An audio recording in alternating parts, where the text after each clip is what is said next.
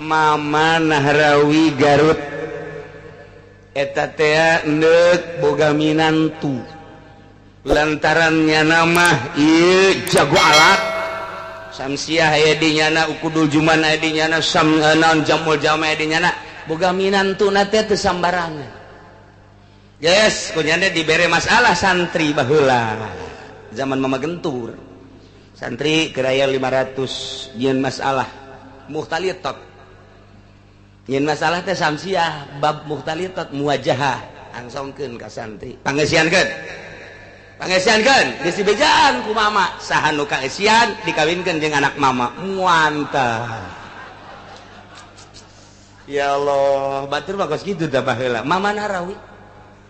Nahrawi teh ya ramakna mama Busrol Karim tah eta kos kitu langsung kabeh ngaresian santri begitu di dulu hasil aku mama ieu nihil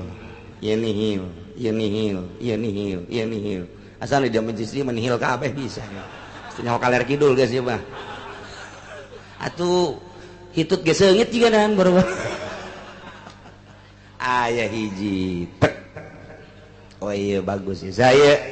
ya Poha bin Amin orang mana orang panggil langsung jadi nitah mama teh eta guru kula eta guru samsiah kula teh eta anu menang baheula ku mama dipilih jadi minantuna geus langsung maneh kawin jeung anak mama geura balik ka ditu bebeja bahwa maneh dipulung minantu ku mama gitu gratis untuk aya gratis mah eueuh eta anta mah nang di aing doang tah mah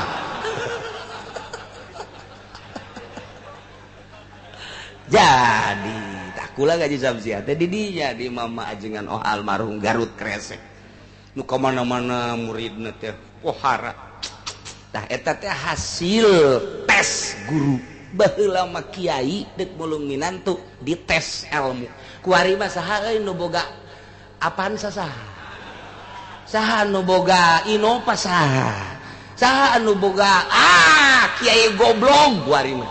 geus teh leuleuh kelanjutan pondok pesantren penting anak aing dek dititipkeun tah disia nu penting wadahan ku Innova tolong teh kiai goblok eta kos kitu kelanjutan pondok pesantren geus kuat tuh deuleuh mama mah dek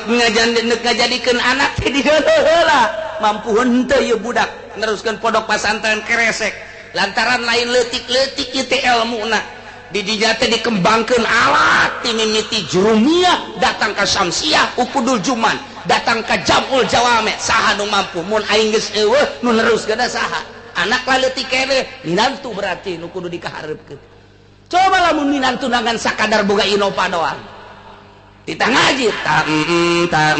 sirana siratu kita goblok tau minantu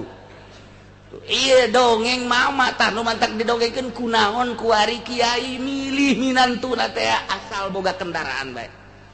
kula mah lamun ngadenge kiai ngawinkeun anakna cenah jeung nu sugihu anu masantren di mana urusan sugihu masalah tapi ieu budakna masantren di mana teu pati masantren cenah ngan sugih ya teh kiai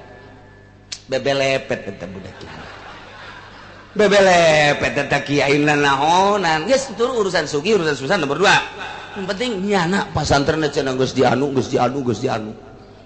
oh kiai anu ngawinkeun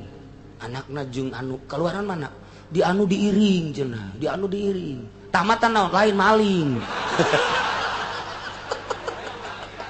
siap sugan teh diiring anggeus